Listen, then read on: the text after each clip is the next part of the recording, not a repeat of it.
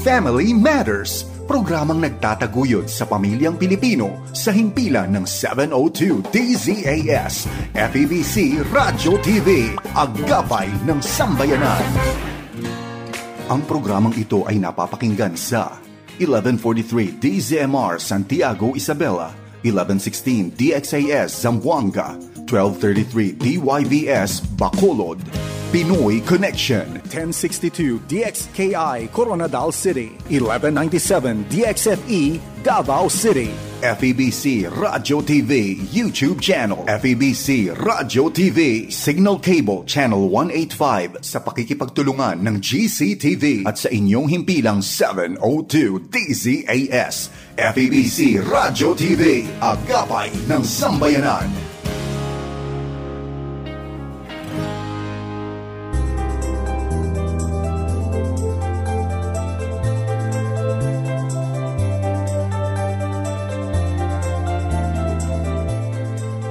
Magandang umaga po sa inyong lahat. Good morning.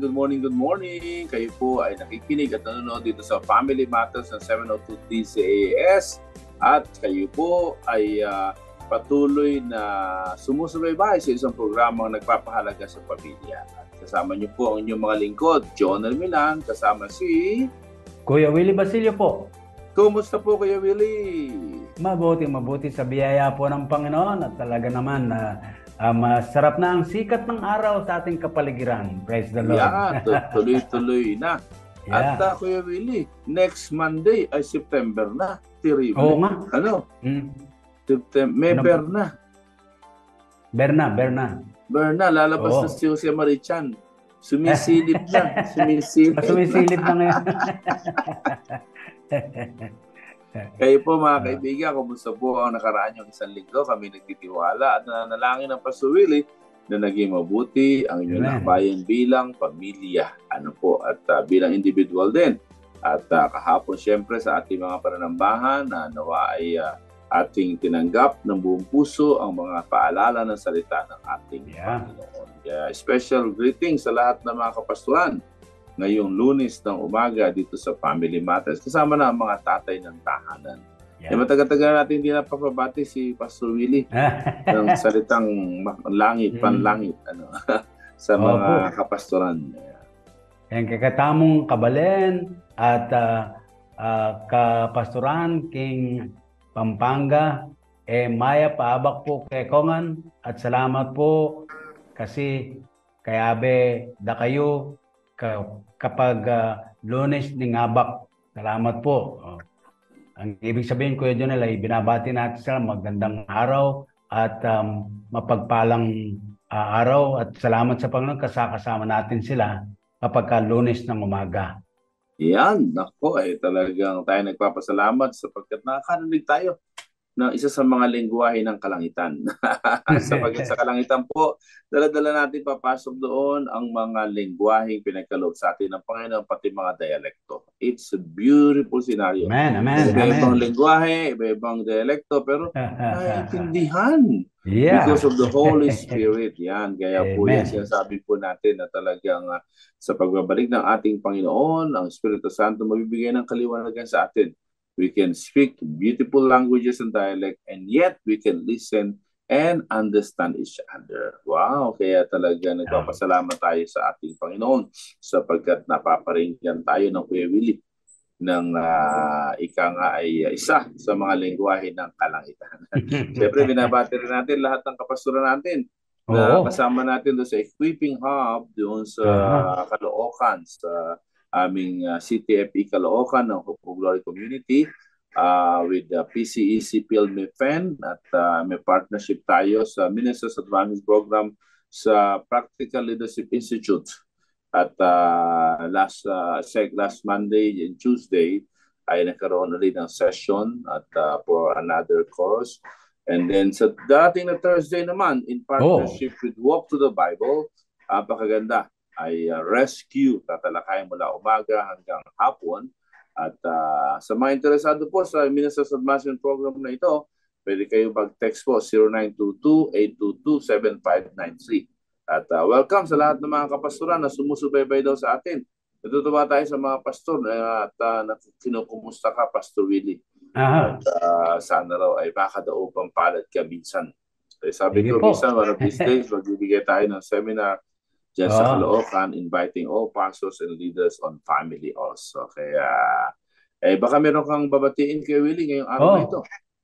Special lang na pagbati ko, Jonel, talagang ang ating manugang na Maria Christine Basilio, Mabunga Basilio, at binabati po natin siyempre ang kanyang kabiyak si Kuya King Basilio sa kanila pong kalagayan sa London. Sana po ay maging lalong masaya ang inyong pagdiriwang ng inyong kaarawan. Yes, praise the Lord. Tulad po namin binasabi mga kaagapay, ito po ang programang Family Matters sa himpilang 702 DCAS FEBC Radio TV, Agapay ng Sambayanan. Isa po kaming AM station ng Far East Broadcasting Company Philippines at kasapi isa kapisanan ng mga broadcaster ng Pilipinas. You can also listen or watch online through live streaming sa febc.ph. Sa pamamagitan rin ng Facebook page at YouTube channel 702 DCAS FEBC Radio TV. Tayo rin po, Pastor Willie, ay napapanood sa channel 185 as sa Signal TV sa pagtulungan ng GCTV.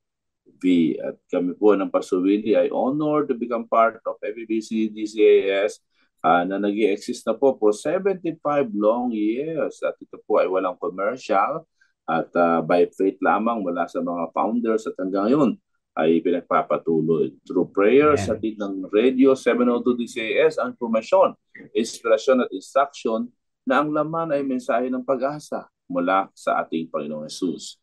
Mahalagang elemento ng broadcast po ang transmitter at ito ay tumatakbo na sa loob ng 25 years, matanda na po.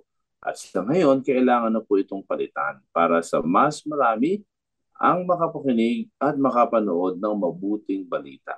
Alam niyo, sa mga bundok-bundok talagang yung radyo natin ang powerful pa rin. Di pa rin kayang tapatan ng mga iba't ibang platforms. Ano po. Kaya kaagapay, samahan mo kaming suportahan ang ating transmitter project ng inyong 702 DCAS FEBC Radio TV Agapay ng Sambayanan. Ipaalam lang niyo po, ang inyong donasyon ay para sa transmitter project ng 702 DCAS sa pamamagitan ng pag-message sa Facebook page ng 702 DCAS FEBC Radio o kaya naman po ay mag-text po o tumawag sa 0916-296-6620. Transmitting signal, transforming lives. Praise the Lord. At tayo po ay talagang honored to become part of this wonderful ministry. Itong ministry kasi na ito po, mga kaibigan, ay lagi nakasandig sa Biblia. So, papakinggan natin ang Reverend Willie Basilio sa pagbasa ng salita ng Panginoon for today. Okay, ang ating pong paggugutan ng salita ng Diyos, ating tatalakayin ngayon, ay makikita po sa aklat ng mga taga-Efeso, Kabanatang 6, talatang 11, mula sa Magandang Balita, Biblia. Ang wika po, isuot ninyo ang buong kasuotang pangdigma na kaloob ng Diyos upang mapaglabanan ninyo ang mga pakana ng dyablo. Wow. Ephesians 6:11 sa English Standard Version, put on the whole armor of God, that you may be able to stand against the schemes of the devil. Ano ba ang reflection dito base sa ating tema na fathers on being firm, Kuya Willie? Yeah. Kuya Jonel, unang-una sa konteksto ng ating talata, pinakikita po rito na isang paglalarawan o paghambing sa buhay ng mananampalataya, yung meron ng kaugnayan sa Panginoong Hesus, isang pakikitigma, isang giyera. Meron tayong kaaway. Hindi tayo yung umaaway, kundi merong umaaway sa atin kasi inayawan natin siya. Tinalikuran na natin siya. Ang dyablo, ang kanyang mga kampo, ang kanyang mga gawa na naghatid sana sa atin mula doon sa kapahamakan. Pero nung kumilala tayo sa Panginoong Hesus na siya at wala nang iba ang ating Panginoon tagapagligtas, siya na mag-ahari ng ating buhay, humingi tayo ng paghuhugas sa ating mga kasalanan, ayun, nagalit siya, inaaway niya tayo. Kaya ang buhay natin pakikibaka. Pero ang sabi niya rito, merong gayak pandigma na nakalaan. At alam mo, dahil dyan, ay pwede pong gamitin ng talata na tutulong sa atin na tayo po ay bilang mga tatay ay magiging matibay, matatag at mayroong paninindigan, pagtayo sa posisyon upang sa gayon ay mapagtagumpayan ang anumang pwedeng umang sa atin o laban sa tahanan sa kontekstong yon sa ating pag-uusapan in a little while. Pero ang idea, may pagtitiyak po. Ang sabi nga sa ibang bahagi ng kasulatan, Kuya Janelle, malinaw ng pinapahayag, ang labanan ay hindi sa atin, kundi kanya. At kapag kakanya, talagang siguraduhan ng tagumpay. At opo, mayroong mga pagkakataon na parang hindi tayo handa sa paglalaban, pero ang ating Diyos hindi tayo iwan, hindi tayo pababayaan. So mula po roon ay ating alamin sa ating pag-uusapan yung papel ng isang tatay para maging matibay siya at matatag, hindi po pabago-bago ni naanod ng agos ng mundong ito na marami pong mga pagbabago. Yan. So mula sa talata yan, makikita po natin nasa labanan po tayo.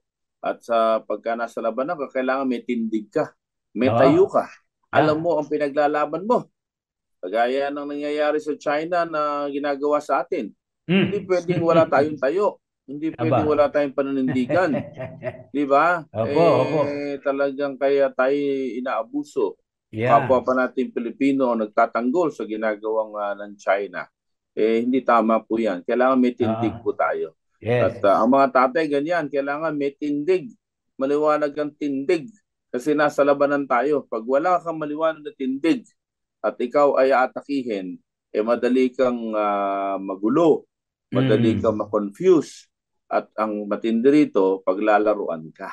At ang tindig natin ay nakasandig sa Biblia, sa salita ng Panginoon. Kaya sabi niya, isuot daw yung baluti na yun. At hindi po pwedeng walang tindig. Minsan ay merong, Kuya Willie, pagpupulong ang mga Christian leaders sa bansa natin. At pinag-uusapan yung mga katangian ng gagawing leader sa isang bubuing grupo. At may isang nagsabi na sabi niya, kailangan niya ipiliin natin yung friends to all. Sabi ko, I'm sorry. I cannot take that. You cannot be friends to all. Pag friends to all ka, wala kang conviction. Wala kang pananindigan. Pwede natin ilagay, hindi quarrelsome. Ayun. Yun. Hindi pala away. Pero pag may paninindigan ka, may aaway sa'yo. May maaway sa'yo. Kaya sabi ng Bible, hanggat maaari, depende sa'yo, makipagkasundo ka sa lahat ng tao. Yun. Ibig sabihin, talagang kahit ano pang gawin mong pagsisikap, may mga tao na talagang hindi nila matanggap yung tindig mo na ayon sa Bible. Hindi nila matanggap yung kayong paninindigan. Kaya nagsisimula po yan sa bahay. Ang mga tatay ng tahanan dapat maliwanag ang tindig. Isuot ang baluti, di ba? At ito ang stand firm. Importante. At hindi ito yung nasabi ko, mali sinabi. Sabi ko mali sinabi, hindi pwede. Kasi ang stand natin ay nakastandig sa Biblia. So yan ang ating talakayin po ngayon, mga kaibigan. Fathering on being firm. Maraming mga tatay hindi firm. Kasi unang-una, walang conviction. Walang tayo. Pangalawa, yung mga may tayo, malataan tayo. Ayun. Minsan, kaya Willie, sabi malata sa pagkilos, ay lalata-lataan niya. Minsan, okay pa lalata-lata ang kilos, malamya, pero matindi ang tindig. Tama.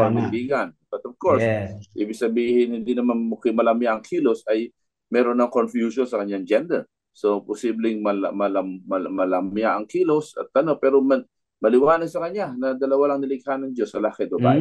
At maliwanag sa kanya yung mga tindig. At pangatlo, importante na hindi mo itinatago yung tindig mo. Minsan, dahil nahihiya ka, ikaw pa nahihiya. O kaya naman ay sa kagustuhan mo yung smooth relationship. Huwag mo na ipaalam yung tindig mo. Mali. Dapat ipaalam mo na magalang ang tindig. Magalang. Kaya yan napakaganda. Pakibasa nga po ulit, Pastor Willie, yung pong Tagalog, maganda, sweet. Sa Tagalog, ang sabi po isuot ninyo ang buong kasuotang pangdigma na kaloob ng Diyos upang mapaglabanan ninyo ang mga pakana ng dyablo. na paglabanan ninyo. Sa English, ano po sabi ko? Yeah. English po ulit. English ulit. Sabi niya, New English Standard Version po ito. Put on the whole armor of God that you may be able to stand against the schemes of the devil. Stand against. Yes. So, hindi pwedeng friends to all. Di ba? At nagsisimula yan kapag ganyan po tayong mga tatay, yung mga anak natin marunong manindigan. Yung mga anak natin ay may pananindigan. At kapag ganyan ang ating kakalakhang pamilya at ang mga pamilyang ating iniimpluwensyahan, ganda ng Pilipinas. Kasi nakasandig sa Biblia ang mga paninindigan. Di ba? Yeah. Na-discuss natin noong nakaraan yung biblical fathering on being fair. Tapos na-discuss din natin yung biblical fathering on being flexible. Di ba? At ngayon naman, ang pag-uusapan natin ay biblical fathering on being firm. Hindi ba magkasalungat yun, Kuya Willie? Noong nakaraan Lunes, being flexible. Tapos ngayon naman kayo, being firm naman. Ano ba naman yan? Nahihelo kami. Pakipaliwanag niya. Sa biglaang tingin, parang ganun nga, no? Magkasalungat eh.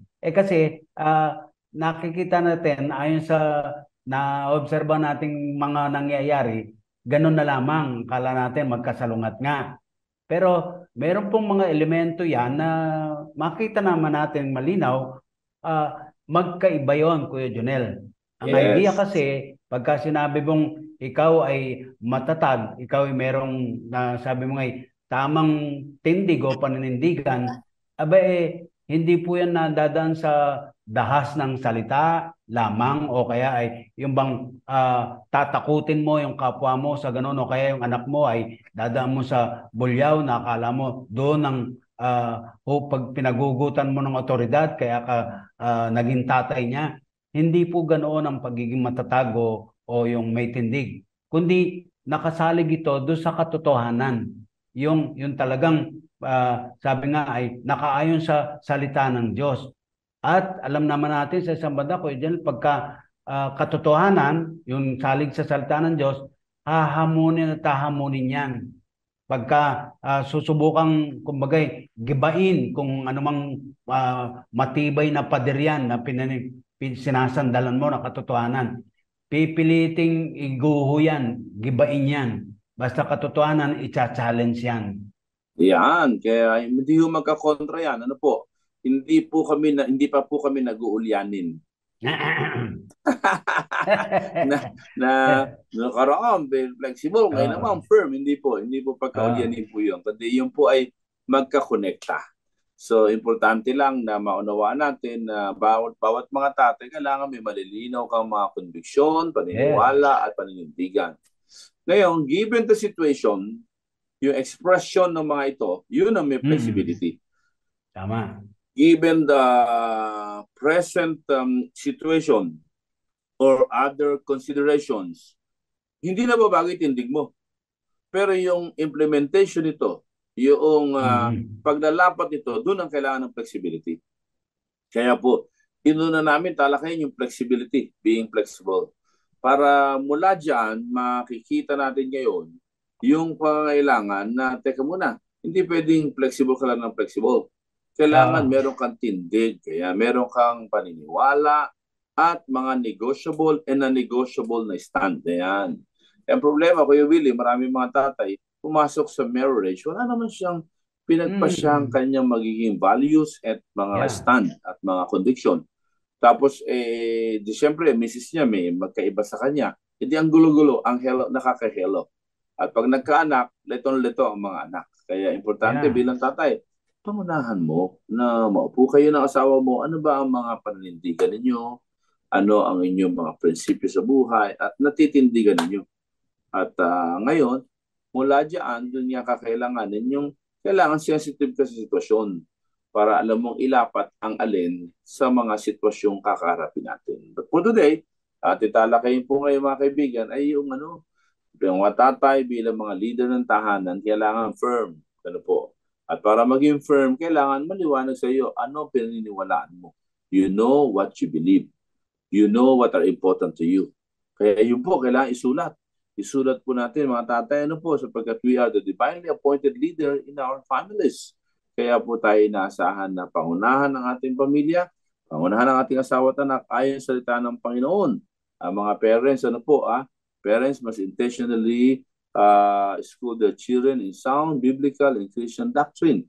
At mula doon, huwag kang makontento na nakakarinig ng Bible, nakakadal Sunday school, you gather them together and come up with the convictions that your family will embrace. Kaya pagka ganun po, naku mangyayari, Ephesians 6:4, chapter 6 verse 4. Diba? Ano sabi ng Ephesians chapter 6 verse 4, Kuya Willie? Naalala niya yan. Basa natin, let's natin ng Kuya Willie. Ayun sabi po ng Ephesians 6 verse 4 Fathers, do not provoke your children to anger, but bring them up in the discipline and instruction of the Lord. Yun. Bring them up. Paano kung wala kang maliwanag ng paninindigan? Saan mo sila i-bring up? Nako, yun na nga Anong pattern mo? Anong standard mo? Wala kang tindig wala kang paninindigan. Kaya yan, yung fathers are to bring up their children. So, second, siguro, yung sinasabi na bring them up in the training and instructions of the Lord. So, paghiwalayin natin yung Kuya Willie. Yung una, instruction. Exposure to the Word of God. Exposure to the Word of God. Kaya, importante yun Minsan Kuya Willie, sabihin, ay, alam ko na yan. Ay, alam ko na story yan. Tuloy mo pa rin. Exposure to the Word of God di ba Kuya Willie? Yung idea nga, kahit sa simpleng pag-aaral ko dyan sa eskwela, yung kahalagahan ng review, sabi natin dinaanan natin yan, inaral na natin yan. Pero napakahalaga pa rin nung sabi ay balik-aral, review. Yung idea kasi, namamali tayo ng paraan kasi ng akala natin ay reviewing Hindi mo na kailangang kung tutusin ay magtatakda ka pa ng yung bukod na oras para ka mag-review. Maupo tapos balikan mo yung laman ng notebook mo kung nagsulat ka man sa notebook. Hindi daw po ganun ang review. Ang review ay yung simple lang na pag pumasok ka sa eskwela, maghapon, pag-uwi mo ay repaso. Pagka ginawa mo raw yun ng tuloy-tuloy at nakasanayan mo na, pagdating ng exam period, hindi ka na magkakandagahol sa oras para mag-review kundi kasi na-stuck na sa iyong isip dahil inaraw-araw mo na inugali, balik-aral doon sa mga katatapos lang na lesson. Hindi yung tipong, alam ko to alam ko to walang ganun. Talaga, alam ko to. Diba? So, yun ang kagandahan po noon. So, expose your children to the Word. Kaya maganda ginagawa ng Philippine Bible Society. Tayo sa 702 DCS FEBC nakikipag-partner sa kanila yung Bible Reading Guide in the whole year. Kaya congratulations po sa partnership na yan. At maganda yun. Every year ay binabasa ang Bible, the whole Bible. At minsan ganun din. Pagka Sunday, I make sure na talagang babasahin yung passage na i-expound. Hindi po pwedeng dampot-dampot lang. Kaya expose the people, your children, to the Word of God. Bring them up in the instruction.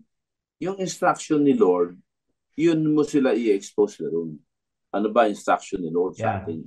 Kaya let them love the Bible. Let them love the whole. Huwag sila ipahiya. Huwag sila nakakahiya ang pagbabasa ng Bible. Kundi talagang yan ay napakagandang privilege. So pangatlo kay Willie, on being firm, sabi doon, di ba? Train, di ba? Do not, sabi dyan ay importante. Bring them up in the instructions of the Lord. Yung in the training. Ano naman implication Kuya Willie? Doon sa in the training. Kung doon sa instruction, kung yun, pinaka-basic na lesson nating magagather from there ay yung gamit natin yung ating salita, yung ating bibig, pagtuturo mismo, paghahayag talaga, from our mouth to our children. Ganun, Diba? Pagka naman yung sinasabing pagtitrain naman, makikita ito sa halimbawa naman ng estilo ng ating buhay. Kung ano ang sinabi ng ating mga labi, kung ano bitino ng ating bibig, nakikita ba ito? Ginagawa ba natin ito? Alam mo, yung babalik tayo doon sa talata na sinabi ng Panginoon mismo, yun daw nakikinig at sumusunod o ginagawa ayon sa narinig, para daw siyang nagtayo ng bahay doon sa batuhan. Kasi meron daw dalawang klase ng lugar na parang yung pagtatayo ng bahay. na magiging magkaibang magiging resulta. Nagtayo ka ng bahay sa buhanginan, dumating ang unos, bagyo. Tapos, ayun, winakaw ang bahay mo kasi nakatayo sa buhanginan. Pero yung natayo na bahay sa batuhan, dumating just the same, merong bagyo, merong baha, ay nanatiling matibay, matatag. So yung nilarawan doon, yung pakikinig, narinig mo ito mula sa tatay mo, sa magulang mo, at sinunod mo, yun. Yun po. Hindi lang basta makinig, kundi gagawin ayon sa narinig o itinuro. Yun. So bilang mga tatay, being firm, tutulungan natin ang buong pamilya paano ilapat yung instruction where we were exposed to. Ayun. Opo. Diba? Opo. So kaya ilalapat sa buhay. Yun yung training. Paano parang nag-aral mag-swimming. Inalam yung theory sa classroom. Yes. Tapos dadaling ka sa swimming pool. Ayun. Para ilapat mo. O driving. At nagulat ako, minsan may school of driving. Ang galing ng teacher. Tapos nung tanong ko, ano dinadrive niya, binulong niya. Hindi raw siya marunong mag-drive. Pabira, may iba raw instructor doon sa training na yun. Siya raw yung theory. Pwede ba naman yun? Tuloy na wala credibility niya. Kaya importante. So yun po yun, na hindi mo aasahan yung anak mo automatic masusunod, sinasabi ng Bible. So dahan-dahan, journey with your son or daughter para mailapat sa buhay niya. That will lead us to the next issue dito. Fathers are not only influence, they do not only influence who we are inside, but how we have relationship with other people. Diba? Yan yun. Yung bilang mga tatay, pag tayo ay firm, na-enable daw yung ating anak na makipag-relate sa kapwa. Na-enable yung ating mga anak to respond to the environment and situation, challenging that maybe they can respond. Kasi si tatay, firm. Pero walang mga unnecessary surprises na tinatawag. Kaya nawawala yung nagkakaroon ng security yung mga bata. Di ba Kuya Willie? Tama po yan. Tapos meron pa isa, yung young girls. Ano raw sabi dyan? Young girls depend. Ano sabi nila dyan? Oo nga. Sa mga batang babae, mga anak na babae, talagang nakadepende sa kanilang ama para sa katatagan, sa kasiguruhan. Whereas yung mga kadalagaan naman natin, tinitingnan nila yung model sa ugnayan, no? At nakasalig po yun doon sa tatay. Wow! So kumbaga, kailangan maging firm ang mga tatay kasi it affects how your daughter relate to men in their lives. So, yun naman boys mo, it affects how they look at themselves. Kasi dahil sa tatay nila. Wow! Nako, ang bilis ng ating oras. Kumakatok na, hindi si Jose Maritza. Kumakatok na. Ang King Lunes na kumakatok. Sino po yan? Sige po, patuloyin natin si Mami Bessie sa ating mga tahanan sa kanyang Memo ni Mami.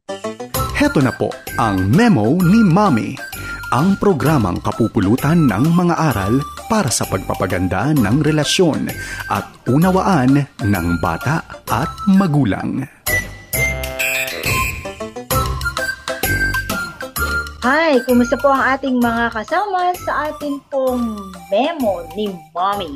Narito na naman po ang inyong Mommy Best Serious para sa mga ilang paalala tungkol po sa mga bagay-bagay na merong kinalaman po sa ating mga paggabay sa mga bata.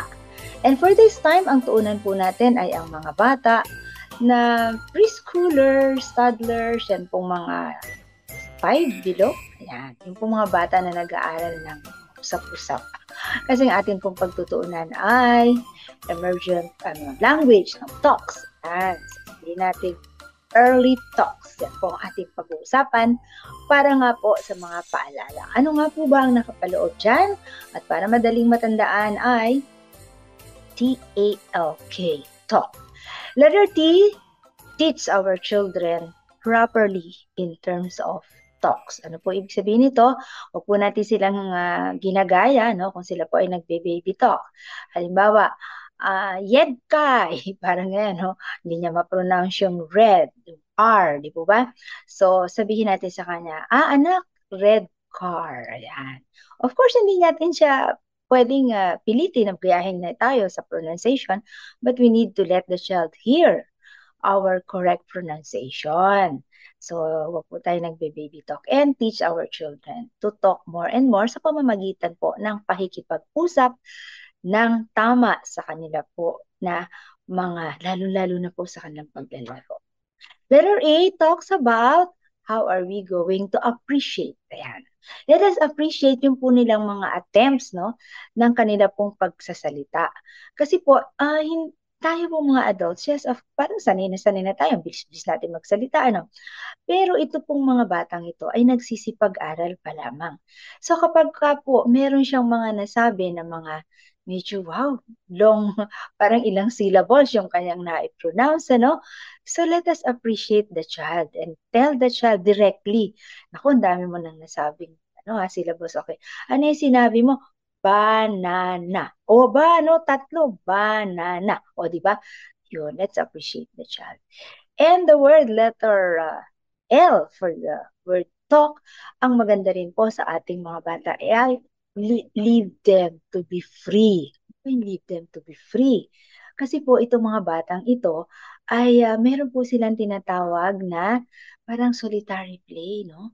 Kahit na po lagpas na sila nung 3 years old or 5 na nga sila, ano po yung solitary play? Aba, yung akala mo, meron po silang mga kausap. Ayan. So, yung parang nagsasalita sila, tapos sasabihin nila parang may mga ka-dialogue sila na kung ano-ano or kung sino-sino, ano? And sometimes, nakaka-create sila ng mga story out of that. So let us allow them to have freedom dito sa mga airs na to. Huwag yung, anak, huwag ka nga maingay, ano ba yan?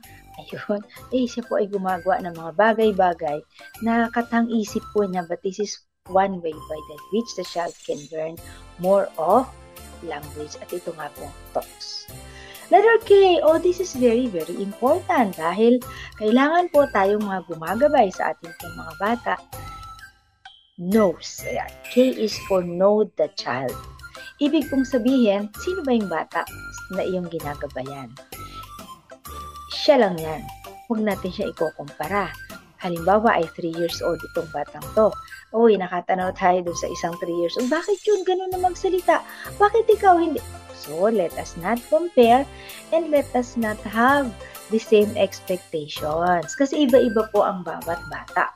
Maaaring hindi siya ganito, pero meron din siyang ginagawa na wala naman dun sa kabila. So, ibig sabihin, know our own.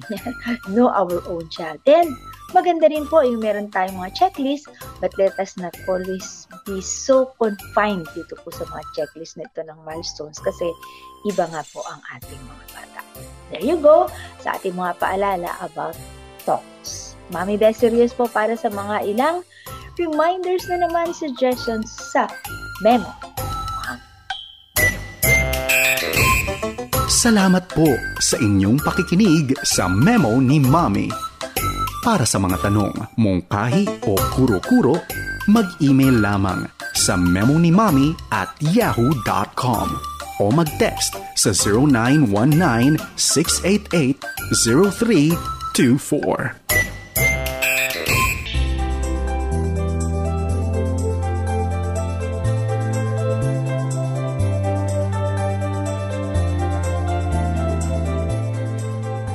Maraming salamat po, Mami Bessie, sa panibagong mga aral na inyong ibinahagi sa amin mula sa ating memo ni Mami. At siyempre pa sa musika na ating nadinig. Praise the Lord. May that music continue to inspire families. Kami po ang iyong lingkod, John and Milan, kasama si Kuya Willie Basilio po.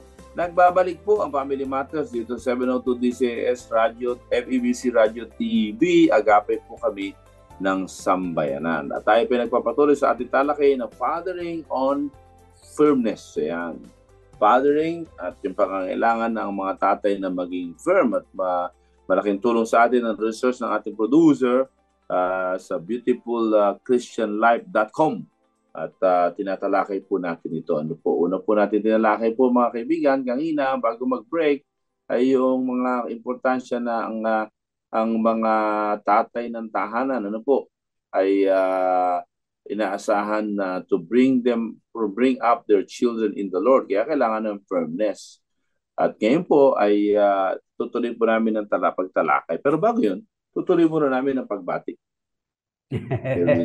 Meron ka bang habol na babatiin niya, Kuya Willie?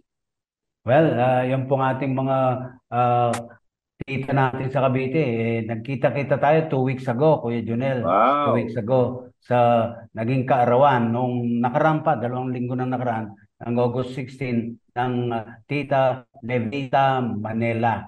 Naku, sinurpresa siya ng kanyang mga anak galing Australia. Wow. Oo, hindi niya alam talaga at pinaghandaan nila para may lihim sa nanay, Neng, at nako, nagkatuwaan po namang mabuti. At masaya po yung okasyon. 79 years old siya 2 weeks ago.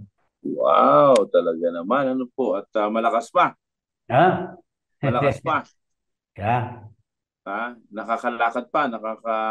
Medyo mabagal-bagal na ang kilos, pero andun po yung pasalamat niya sa Panginoon na mayroon pong kasiglahan. Wow, praise the Lord. Nais ko nabatihan ang aking butihing nanay, si Nanay Marie Milan. At patuloy na palakasin ang ating Panginoon. Siyempre pa lahat ng mga nagtatrabaho dyan sa Smiles, dyan sa Florida, Bulacan. At lahat ng mga teachers namin dyan sa Metamorphosis School sa Bangkal Extension. At ngayon ay mag-branch out sa iba't iba naming worship center. At happy listening and viewing kila Teacher She at ang kanyang buong team. At tayo nagpapasalamat din ng mga nakadalo sa ating VBS. Napakaraming mga bata, iba-ibang lugar ng mga worship centers namin, mga house churches namin, at nag-conduct. At this was overseen by our operational pastor, si Pastor for Operations, si Pastor Art Concepcion, at sa tulong ni Alicia Grace Milan, at ng mga person in charge sa iba't ibang mga area namin, mga iba't ibang house churches. Salamat po sa lahat ng mga nanay, tuwan-tuwa sa kanilang graduation na ihanda rin yung mga anak nila sa pagpasok sa eskwelahan. Praise the Lord. Amen. Ngayon po mga kaibigan, malapos ang mga habol na pagbati ay ang habol at pagkapatuloy ng ating pagtalakay. Aside from bringing up their children, sabi po ng ating pagtalakay in developing firmness in the Father, meron tayong pangalawa. Ano po ba yan, Kuya Willie? Ang sabi po rito, fathers need to both discipline and instruct their children. Yun, kanina tinalakay natin separate. Ngayon naman, both. Ano ibig sabihin yan? Hindi pala po pwede, Kuya Junel, na parang isang aspeto lang. Yung sabi ka ng sabi, salita ka ng salita, turo ka ng turo. At talagang akala mo nagawa mo na yung bahagi mo. Hindi daw po pala ganon. Kundi merong pagsasanay na gagawin. And ito ang isang puhunan dyan. Mangangailangan ng paghahayag ng oras. Humihingi ito ng oras, sapat na oras ng pagtuturo at ng pagpapahayag sa kilos at gawi. Instruction at saka discipline. Pareho po dapat magkasama. Matindi pa lang balancing act ng mga tatay. Yeah. Balansin niya yung instruction and discipline. Di ba? Napaka-difficult yan. Hindi ganun kadali. Ano po? Paano balansin? Kasi yung iba, instruct. Bye-bye. Yeah. Iba naman, discipline sila, hindi naintindihan. So medyo challenging role. Opo. Ng mga tatay, bahagi ng firmness, yung considering the fact, Kuya Junel, na sabi nga natin ay ang nakasanayan natin ay todo pasa si tatay sa nanay sa mga bagay na ito. Akala ni tatay karaniwan ay hindi niya pala papel ito. Ang papel niya ay mag-provide para sa pamilya niya. Pero yung pala kasama po ito sa pagiging tatay. Pagtuturo at pagpapakita, pagsasanay sa ating mga anak. Todo pasa ang ginagawa. Kaya hindi niya na nababalanse yung discipline and instruction. Kaya kapag ka nagka-problema, sasabihin sa nanay, sa misis, ano ba nangyari sa anak mo? Kawawa yung misis, parang si misis ang may kasalanan. Samantalang si tatay na may gampanin, to be able to do both instruction and discipline. Ay, hindi niya nagawa yun. Iba kasi. There was a study sa amin sa SIPAM sa Ateneo ng role ng tatay na fathering na while others are very good na mga nanay na tatay pa and we salute them, pero yung impact ng kawalan ng tatay, medyo ano yan, medyo tayo something serious. Kaya nga, at the end, ay importante to usher our children to our Heavenly Father. Ayun. Only our Heavenly Father can fill in what the Father, human fathers are not able to fill in. Kaya yun ang importante. At isa ho dito yung tukunin ng pagbabalanse ng instruction ng Panginoon. Kaya tayo man, pamilya tayo sa Word of God. Binabasa natin ang salita ng Diyos. Tapos ay hingi tayo ng wisdom. Paano ilapat ito? Paano tulungan yung anak natin na ma-embrace din nila ito? Magkaroon din ng ownership. Kasi kayo rin nangyayari kung minsan, habang nandiyan sa poder ni tatay, ginagawa. Pero pag nawala na, nagwawala. So, may problema tayo doon. Di ba? Hindi natin na-balance sa kanya na habang nasa poder natin siya mismo naglalapat ng mga truth of God sa kanyang mga sitwasyon. At you give your son or daughter the chance to make mistake. Para doon mo malalaman alin yung mga bagay na kailangan mong kumpunin sa kanya. Medyo mahirap to sa maraming mga magulang kayo, Willie, sapagkat mas madali yung instruct mo na, gawin mo. Paano ba encouragement natin sa mga tatay dyan? Para talaga magawa nila. Ang isang halimbawa natin dyan, Kuya Jonel, yung tuturo natin, gusto nating matuto yung ating mga anak na maging masunurin sa magulang, sino mang nakatatanda sa kanila.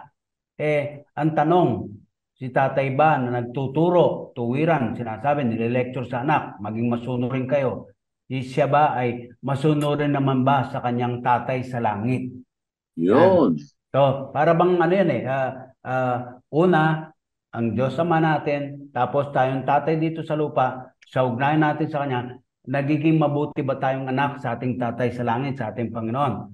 Sumunod naman, at gusto natin ito'y mapalaki sa ating mga anak, tayo ba naman may lakas ng loob na magturo, magsabi, maghayag, dahil ito ay nakikita o hindi sa ating mga pamumuhay.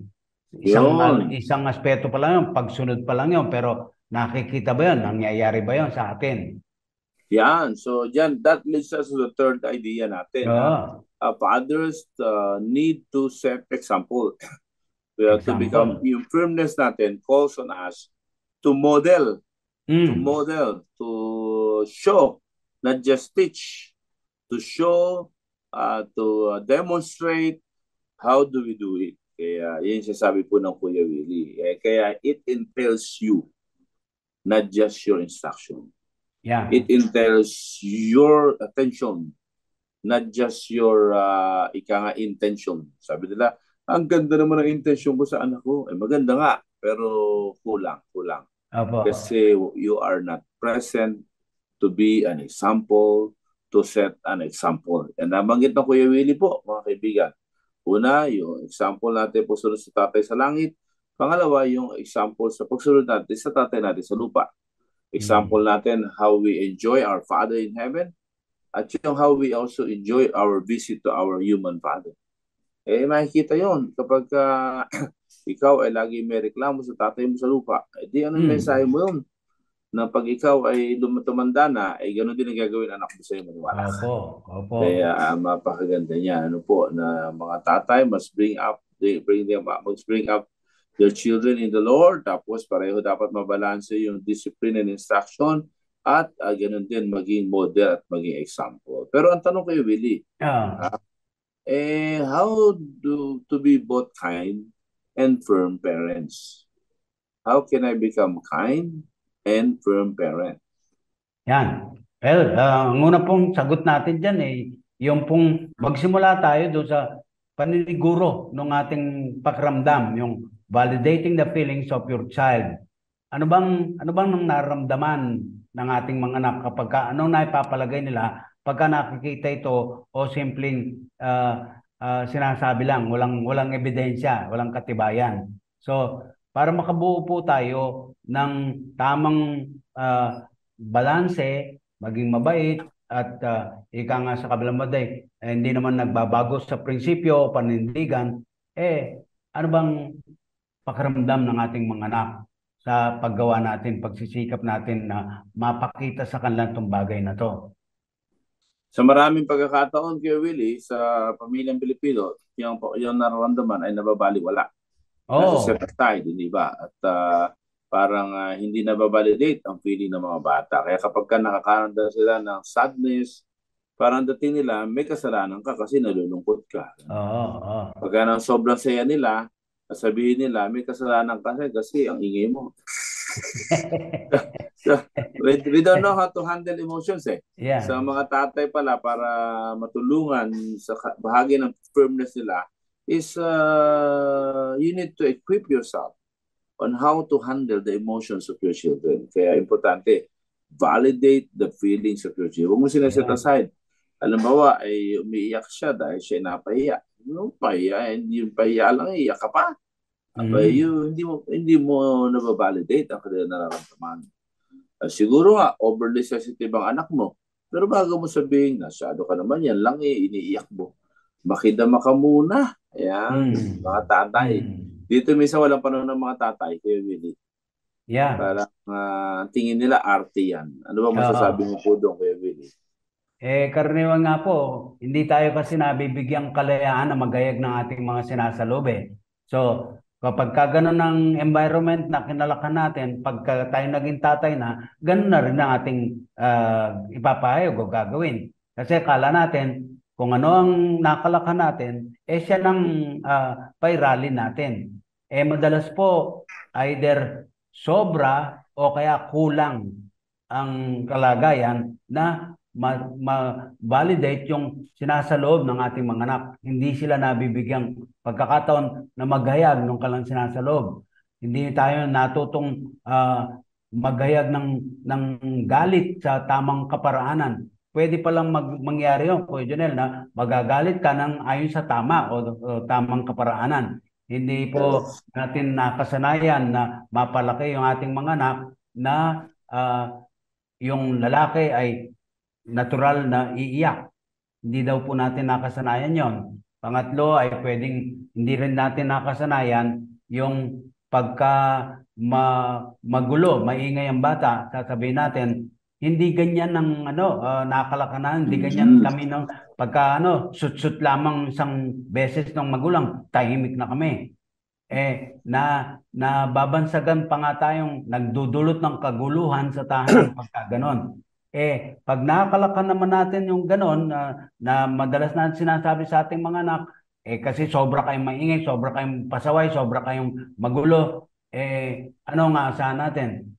Sabi ng tatay ko, magulo ko. So, sa paninindigan na niya, magulo nga siya. Magulo siya. I-fulfill niya yung self-prophecy na yun ng tatay.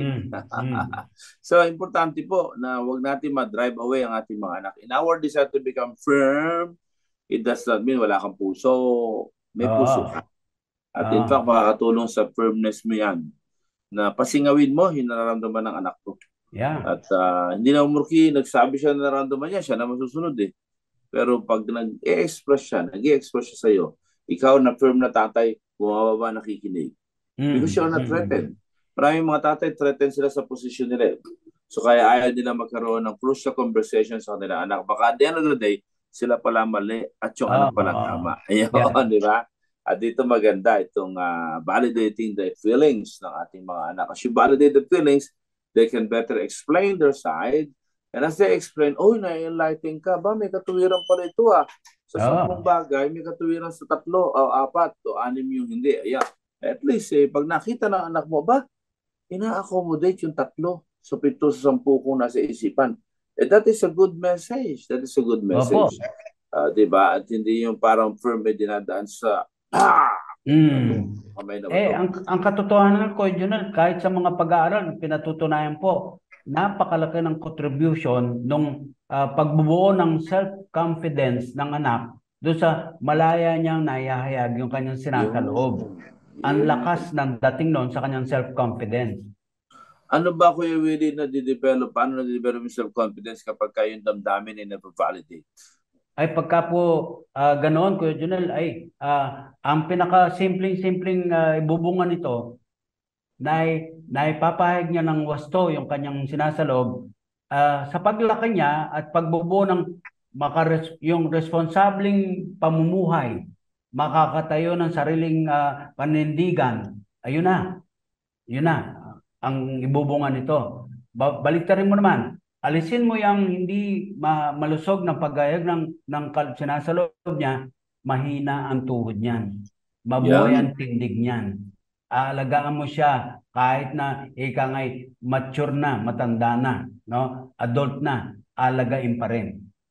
Matanda physically, pero emotionally and spiritually ay bansot. Ayan ang iniiwasan po natin dito. On our being firm as a father, ayaw naman nating maging bansot ang ating mga anak sa kanilang mga paninindigan. Gusto natin magkaroon ng malayang talakayan, back and forth. At hindi mangyayari yon kapag you don't know how to handle the feelings of your children. At huwag ka matakot, hindi mo ikay bumababa at nakikita mo sa kanya, at the end of the day, siya na masusunod. Hindi po. Hindi po. Kaya maraming ka natatakot din. Kasabad ng huli, anak din nila masunod. Dahil nagkataong alam nila, yung anak nila ay maganda ang mga paninindigan. Ayan, natatakot sila. So yun ay isang natitreten. Kaya hindi makababa sa damdamin ng ating mga anak. We feel threatened. Mga tatay, nako, you are already complete in Jesus. Yeah. You are Christ's child. You are God's child because of the Lord Jesus Christ. Kaya nothing can snatch away your importance. Kaya tandaan ninyo, start by validating the feelings of your child, lalo na kung lalaki, kapwa lalaki. Kasi yung mga lalaki, meron silang lies ng demonyo na parang pagka lalaki ka, hindi ka umiiyak. Pagka lalaki ka, hindi ka nagpapakita ng weakness. Yun yung mga delikado. Yung takot magpakita ng kanilang weakest moment in life. Yun ang delikado. Inaatake ng kaaway. Kaya importante po na tayo maging honest sa ating sarili, honest sa Diyos, honest sa kapwa. And from there, wow, ang mangyayari, identifiable kami sa iyo. Nakaka-identify kami sa iyo. Kaya you can better, reach out other people. Yan ang problema sa maraming Christian, Kuya Willie, parang ang hirap abutin kasi ang napakagaling ng pamilya, napakagaling ng mga anak, napakagaling ng marriage, napakagaling ng career, napakagaling, hindi ko kaya yun, ayoko na maging Christian. Ganun tuloy, So, nangyayari, hindi nila alam. Christians are just like non-Christians who go through some challenges. Pero dahil na-develop yung firmness, dahil ang mga magulang ay natutunan to validate their feelings, hindi sila threatened sa mga negative. Kaya ito ay magandang paalaala. Ano po, Kuya Willie, sa mga tatay at nanay? Isa pa, Kuya Junel, yung sabi rito sabihin tuwiran, state the rule or boundary, yung hanggang saan ba, may hangganan tayo. Ituro, sabihin sa ating mga anak, hanggang saan na yung pagsunod o maunawaan ng mga bagay-bagay. Bakit ba sinasabi natin sa kanila, tinuturo natin sa kanila, ito ang dapat na gagawin, kahit na sa tingin nila ay ang hirap naman. Mahirap naman. Pero halimbawa, isang nakita kong halimbawa dito ko Junel, bago magpandemya, tila nagiging banta sa seguridad ng ating mga kabataan yung gawi sa pag-aaral, yung sleepover. Sleepover, tropa sila, barkada sila, matutulog sa bahay ng isang kaeskwela for a project or so. Ang nangyayari, manaka-naka, nababasa natin sa mga balita, hindi sa bahay ng isang kaeskwela lalo na kung nasa college level na, sa mga motel na, minsan nagmumula doon ng kapahamakan ng ating mga kabataan. Medyo nabawasan ito nung magpandemya, pero nangangamba tayo dahil layan-laya na tayo sa pagkilos ngayon. Baka naman wag sana yung tulot ng Panginoon, mabalik na naman yung mga ganong halimbawa na ulitin natin. Kapag po hindi naging malinaw sa atin, sa ating mga anak, sa turo at paalala ng ating mga magulang, partikular ng ating tatay, meron po ba tayong panuntunan sa pamilya at ukol dito? Meron pong hangganan na hanggang dito lang, hindi po pwedeng lagpas dyan. Yun. So, ibig sabihin, mga kaibigan, ayon kay Willie, importante to become firm, meron kang mga panuntunan. Meron kang rules, meron kang boundary.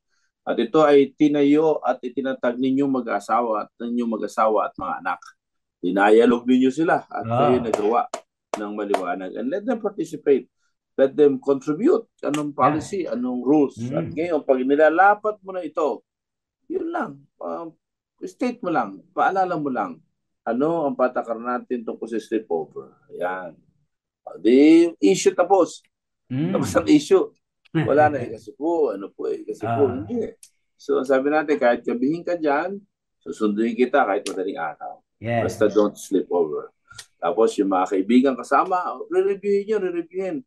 Re-reviewin dito, mahina talaga mga tatay. Nasabi, dapat naintindihan mo yan. Huwag mong kakalimutan. Hindi ho. Tapos naman sabi niya tatay, nasa salamin ko.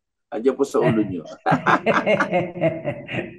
Oo, Kuya Junel. At saka doon sa karaniwang pangyayari, madalas ito, no? Karaniwang nangyayari. Yung bang kampi-kampi, yung ating mga kampi sa tatay, kampi sa nanay. Kasi hindi pala napagkasunduan, hindi napag-usapan. Hindi pwede kay tatay.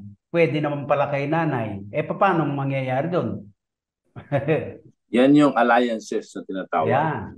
Nagkakampi-kampi, nag-uusap at the back of each other, di ba? At pag nariyan, tahimik, wala, okay, maingay. Yan, naku. Yan ang nakakasira. Ano po, kapag isama niyo yan sa inyong boundary at sa rules na you don't talk at each other's back.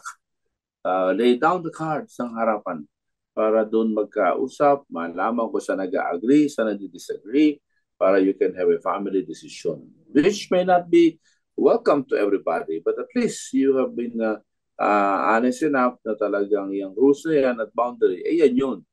Ngayon, wala dyan, ang sabi po, state that rule, babalikan mo lang yun, ano ang sinasabi, ano ang nasusulat. So, meron ba kayong panugalang pagbabago ng nasusulat? Ayun. So, flexible pa rin yun, yung rules na yun. Kaya kailangan i-process mo, ipanukala mo. Diba? Sabi nga, pag nagsimula ang boxing, hindi ka pwedeng gumawa ng bagong rules. Nagsimula na boxing Simula na diba? Pag nagsimula na boxing, sa mga kumpanya, ganyan din. Hindi pwedeng gagawa ka ng rules. Dati naman, wala. Tapos bigla mo i-implement. Hindi pwede. Kailangan yung rules pag-usapan at implementable yon sa kasalukuyang empleyado at sa mga susunod na sitwasyon. Ayun. Kaya importante prospective ang tawag doon sa prospective. Hindi ka na babalik sa nakaraan dahil wala yung rules na yun na nakaraan. Ngayon meron. Kaya straight din yun. Kaya mula dyan lalabas, kailangan natin ng rules tungkol dito. Tungkol sa ating mga sobrang oras. Ayan. Rules tungkol sa privilege ng paggamit ng sasakyan. Ayun. Di ba? So, pagka ginawa niyo yun, state mo na lagi ano ang patakaran. Ano ang kasunduan tungkol sa paggamit ng sasakyan. So, this is very important. Ano po? Kapag merong ganon, walang ligaw, minsan nga kahit wala ka dahil maliwanag yung may state ng panganay o minsan ng bunso. Kaya hindi pwede sabihin, bunso lang ako wala akong powers dito. Hindi totoo yun. Walang hierarchical. Tayong lahat ay disciple of truth. Kaya dapat sabihin, kailangan state the truth at i-deliberate at pag-usapan. At nang gano'n, makikita nila, firmly obeying God's principle talaga itong pamilya na ito. Kaya that is very important. State the rule, state the boundary. Di ba? Minsan ganyan Minsan may mga anak na lumalampas. Pwede pa alalahanan, anak, hindi mo na-roll yan, akin na yan. Diba? Yun ang importante, di ba? Anak, hindi mo roll yan. Wala ka dyan, hindi ka kasali sa usap dyan. Huwag ka sumausaw. Yung mga ganon. Pagka ganyan ang nagiging usapan, nagkakaliwanagan. At nagiging kind, at the same time, ay firm tayo. Minsan kasi, iniisip nila, Kuya Willie, napaka-rude ng pagiging firm. Hindi nila alam, bahagi din yun, ay yun ang nagiging kind sila, nagiging kind. Kasi hindi ka na kinakapa. Di ba Kuya Willie, ang hirap na yung teacher mo, hindi maliwanag ang mga patakar classroom punishment. Kinakapa mo Di ba? Sige, go ahead. At nakita ko dyan sa pinumpuntos mo, Kuya Junel, merong aspeto dito sa ating pinag-uusapan na kailangan din nating ipairalin. Yung idea baga na kung di nag-set tayo ng boundary. Now, along the way, nag-a-adjust tayo dahil sa pagmamature ng ating anak, supposedly.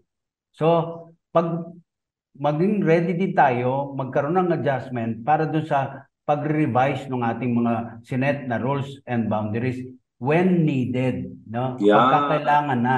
Depende rin siguro habang nagmamature yung ating mga anak, meron bang hindi natin basta ituturing na lumagpas na sa boundary kung hindi na umaakma sa kanyang kasalukuyang kalagayan yung ating pinag-iral na pinagkasunduan na panuntunan o batayan. Yes, napakaganda po niya. Kaya flexible yung panuntunan. Flexible yung rules. Kaya lang, process at i-state. Ito ang ating patakaran tungkol dito. So for the meantime, ilalapat natin ito. Kung may mungkahi kayo, parating yung mungkahi ninyo para sa mga susunod na sitwasyon. Doon natin i-apply yung rules na yan. Yun, di ba? Hindi yung bigla kang lalabas ng rules, ngayon lang yan. Ang hirap lunukin ng anak mo. Kaya tapos sabi mo, firm ako, firm! Ayun. Ay, may diferensya ka. Hindi ka firm. Sapagkat you are dealing with human. Ano po, kaya talaga napakahalaga. Meron tayong pangatlo, how to be both kind and firm parent. Sa pangatlo po naman, minumungkahi sa atin, mga tatay at mga leaders, sabi, hayaan yung ating anak magpasya sa pagitan ng dalawang pagpipilian. Makakapamili pala yung ating anak, no? Yeah. Yung sa ganung paraan daw, yung magulang, yung tatay, mananatili pa rin siyang buo, matatag, matibay sa kanyang pinaninindigan, pero isinasalang-alang, ginagalang yung kaisipan o palagay o pinili ng ating anak. That way, magiging responsable yung ating anak sa kanyang paglaki. Yes, kasi na-exercise niya yung kanyang choices. Opo. Na-experience niya yung consequences ng maling choices. Siyempre, na-enjoy din niya yung fruits of good choices. Nahahadlangan yan na maraming tatay kasi hindi tayo firm. Ano po? So, kuminsan, kailangan yung anak mo ay diba yung anak ko nag-31 years old. Sabi niya, I cannot forget the fact na nung ako'y nagloko sa pag-aaral, ay pinag-construction ninyo ako. Ayan. Nagkakanda, tao dito, kalyo-kalyo. Sabi ng mga iba, kawawa na may anak ninyo, huwag niyo pa, hindi po. Pero hindi kami galit. Iladala ng asawa ko ng merienda, pinupunasan ng pawi, niyaya ka pa, tapos pag-uwi sila, sabi pag-uwi, talaga, wala ka lang siyang kibo nung una. Pero later on, pinapaliwanag namin. Yung bang yung tinatawag natin na ito yung pinili mo kasi, so hindi ka pa willing mag-aral, kaya ito muna gagawin mo. Kaya pag willing ka na mag-aral, babalik ka namin sa eskwela, titigil ka sa maghanap buhay. Ayun. So may choice. Nasa kanya. Hindi yung binaksak na lang. Dahil dyan, ito ang parusa. Meron choices. Meron exercise of choices. At bakit mo, Kuya Willie, marami magulang takot na bigyan ng choices sa mga anak po? Ang isang pwedeng dahilan dyan, Kuya Junel, ay kinakapos din kasi yung kaisipan ng magulang sa pwedeng i-alok na pagpipili sa ating anak. Kinukulang tayo dyan, bitin tayo dyan. Kasi nga, in the first place, wala sa atin yun eh.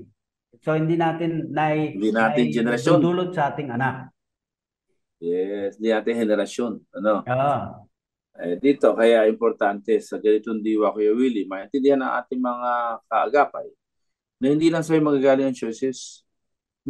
Bigyan mo siya ng chance. Ikaw, anak. Bukod dyan, ano pa ba din dapat nagawa mo? Ayan. Ano ba mungkahi mo kapag ka maulit yung ganyan sitwasyon? Ayan, di ba? So, talagang kapusin ka man. Yung anak mo nagko-contribute. Kadalasan, Kuya Willie, alam naman ng anak eh. Di ba? Alam naman ng anak, kala lang ng mga magulang ay hindi kayo nakikinig. Nakikinig. Kaya lang nag-choose na i-disobey. Nag-choose na i-challenge yung iyong patakaran. Kaya ngayon, problema, ikaw naman hindi consistent. Sige na nga, kasi pagod ka naman sa pag-aaral. Teka muna. Valid ba yung iyong flexibility yun? O natakot ka sa anak mo, kaya bigla-bigla ka naging flexible. In the name of flexibility, ginagawa mo. Teka muna. Hindi. Yung flexibility kasi doon sa mga sitwasyon na wala kang control eh. Kumbaga sa assurance sabi the acts of God. Sabi ko, palitan nyo nga yan. But acts of Oo God? nga eh. Ano ba? Kasako na. Acts of God ba yun? Hindi. Yun ay consequences. Yeah. Pero hindi nila sabihin, that is beyond your control. Beyond your ability to manage. Di, yan ang gagawin natin. Turuan mo anak mo magpasya. Pagka pumalpak ang pasya niya, do not condemn. Pero let him suffer the wrong choices he made. Later on, magugulat ka. They will be grateful, they will be thankful dahil hindi na sila natututo sa mga classroom, natututo sila sa pang-araw-araw na kamasan because of you. Yan, kaya importante. Di po ka, Kuya Willie, ano po ba ang iba niyo pang mamumungkahi tungkol dito? Isa pa, pwede nating mungkahi, Kuya Jonel, na tulong.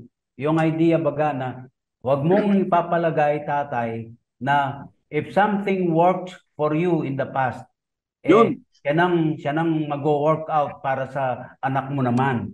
Ganda. Sige po. Kasi yung panahon lang na dumaan sa pagitan ninyo, sa pagmamature mo noon, tsaka pagmamature naman niya ngayon, malaki-laking pagitan na yon. So, yung mga pwedeng kinaharap mo noon, nung ikay kabataan, at yung kinakaharap niya ngayon, magkaiba.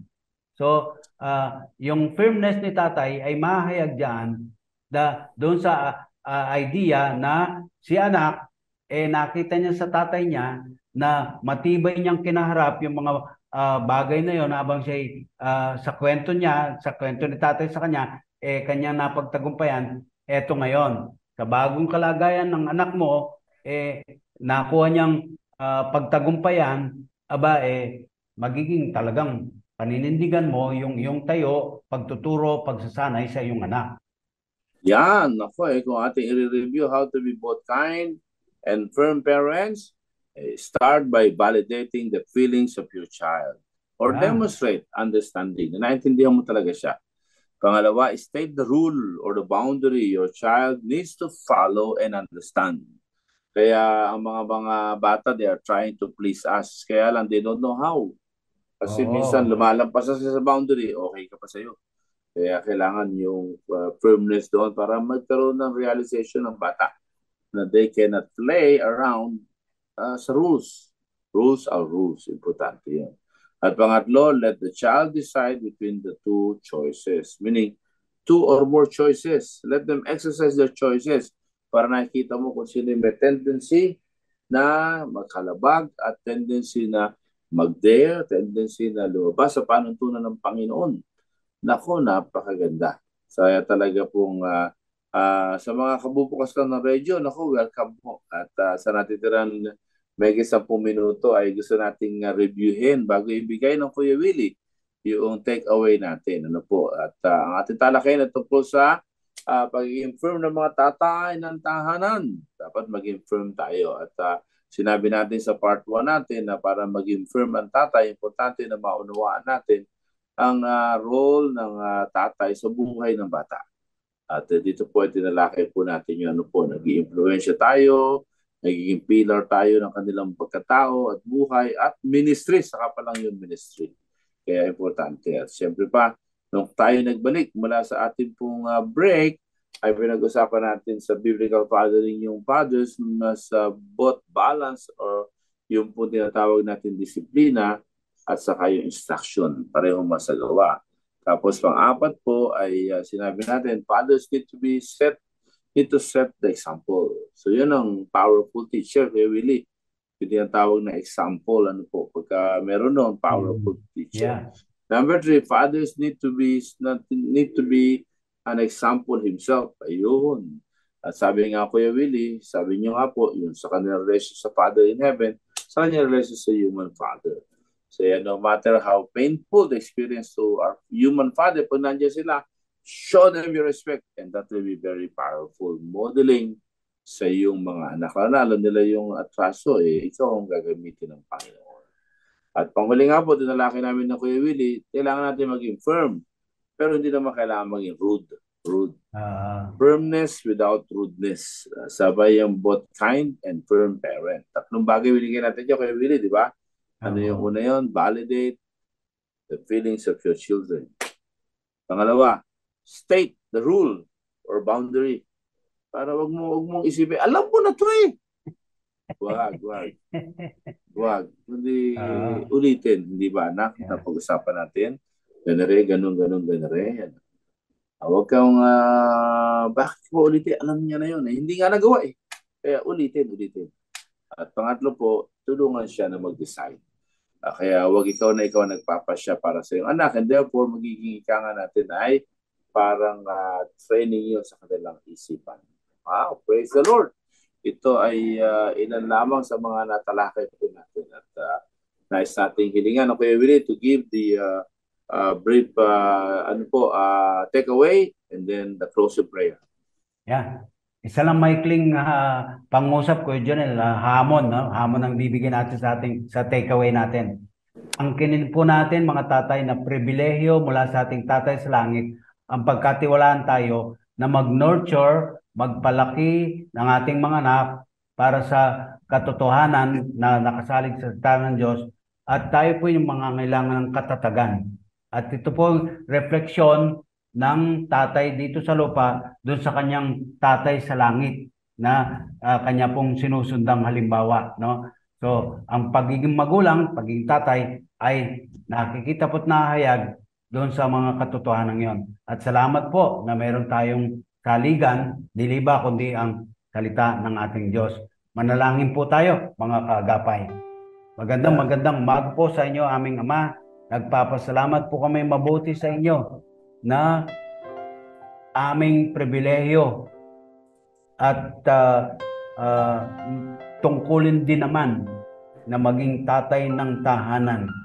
At sa makabibyang paraan ng paghahayag nito, nandun po ang pagtuturo nyo sa amin paano ba magiging may pagtayo, may paninindigan, meron pong impluensyang mabuti sa paraan ng pagtuturo, tuwiran, at saka po pagpapakita ng mabuting halimbawa sa gawi at estilo ng buhay bilang tatay. Kung anong sinasabi ng aming bibig ay nakikita ng aming mga anak sa aming mga pamumuhay. Panginoon, alam po namin dito mabubuo ang isang matibay na sandigan ng aming mga anak sa kanilang paglaki, at balang araw ay pagkakatiwalaan nyo rin po sila na magbubuo ng isang pamilya para po sa iyong kalwalhatian.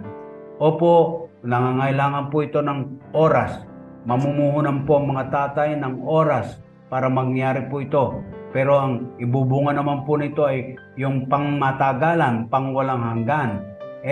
Katuwaan po namin, Panginoon, na magampanan po yung pribilehyo na yan, dahil sa kabilang banda naman ay tiyakan, nandiyan po kayo kasama namin, at anuman po ang instruction na bibigay nyo sa amin, simpleng ipapasa lang namin to sa aming mga anak, sa kapakanan ng aming tahanan. At malaki din po ito, malaking impluensya din po ito sa kaisipan ng pamayanan mula sa panguna sa aming bansa, mula doon sa mga nasa komunidad na kinabibilangan namin. Anybody na yung tinakdaan ng panguna, Panginoon, naniniwala po kami, napakalakas ng impluensya ng aming pinag-aaralan upang may sakatuparan po namin ng pribilehyo at panunungkulan na yan. Masa po kami, Panginoon, na meron pang susunod ng mga pagtuturo, even through the programs of 702 DCS. Panginoon, nagpapasalamat po kami. At yung proyekto po nito na pag-raise ng funds para po sa pagpapalit na ng matagal ng gamit na transmitter, Ama, paintulot nyo po ito'y may pagkaloob po upang sa ganon mas malawak pa ang sasakupin po nito sa impapawid, impluensya po ng paghayag ng mabuting balita ng kaligtasan.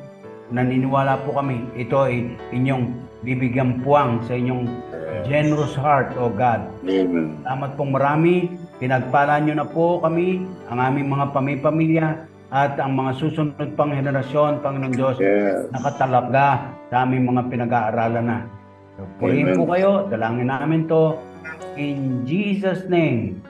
Amen. Amen and amen. Wow, maraming salamat po, Willie, para sa takeaway na yun. At ganoon din sa ating pong pananalangin. At may mga ilang minuto pa tayo. Gusto natin ipaalala sa darating na Huwebes po. Tuloy-tuloy ang session 2 pero independent naman sa session 1 yun, kaya you can enroll. With Back to the Bible Rescue, with materials na po, kompleto, 8 a.m. to 4 p.m. Diyan po sa likod ng SM Grand Central for pastors and their leaders can come. At nagpapasalamat tayo sapagkat noong nakaraang Webes ay nagkaroon ng makeup class sa mga hindi nakadalo, kaya we expect na sa Thursday ay mas marami po. At after 4 sessions, merong graduation with Walk to the Bible, at yung hindi nakadalo ng first session, diretso naman po. Yan, kaya ganun din ay yung Practical Leadership Institute, napakaganda. Ito ay binibigay sa mga corporate world at malaking tulong sa mga pastors. At pwede kayo mag-text po, 0922-822-7593. Wow, Kuya Willie, ang bilis po ng oras, At yung ating mga kapastore, makakabalik na sa paglalaba. Makakapagtuloy nyo na po ang paglalaban ninyo at ang mga malansa. At tayo nagpapasalamat sa lahat ng ating mga naging kaagapay at tumulong sa ating broadcast sa araw po na ito. Si Archie Ferrer at si Kyla, salamat, at yun ang production technician, RTB team, broadcast engineers, at sa mga umagapay po sa atin dyan sa transmitter site sa Bukawi, Bulacan. Salamat din po sa lahat sa inyo na naging kaagapay po namin sa pagsama ninyo sa ating Family Matters. Ako po ang inyong lingkod, Bishop John Milan, at kasama si Kuya Willie Basilio po. Nagsasabing maraming salamat. Ito ang Family Matters, kaagapay mo sa pagtataguyod ng pamilyang Pilipino. God bless. Nais po naming makarinig mula sa inyo. Para sa mga kuro-kuro, mungkahi, o mga bagay na nais ibahagi sa palatuntunang iyong napakinggan, sumulat lamang sa 702 DZAS, Agapay ng Sambayanan, 1 Corporate Center, 46th floor, Doña Julia Vargas Avenue, corner Meralco Avenue, Ortigas Center, 1605, Pasig City. O mag-email sa DZAS info@febc.ph.